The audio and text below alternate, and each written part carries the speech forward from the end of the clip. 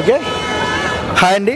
Hi. And Devara most wanted movie ఎలా అనిపిస్తుంది? అసలు జూనియర్ ఎన్టీఆర్ చాలా బాగా చేశారండి. అసలు really awesome. I think songs are really good. Sridevi వాళ్ళ డాటర్తో చేశారు కదా, we must watch. It's really really good.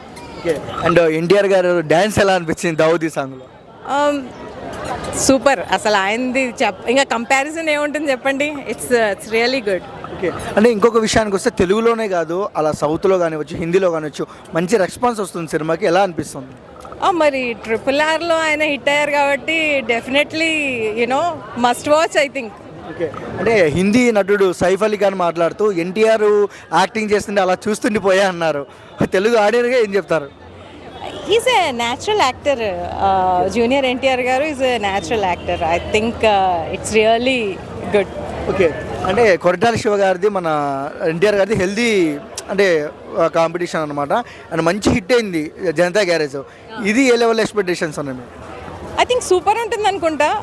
మీరు డెఫినెట్లీ చూడండి, మస్ట్ వాచ్.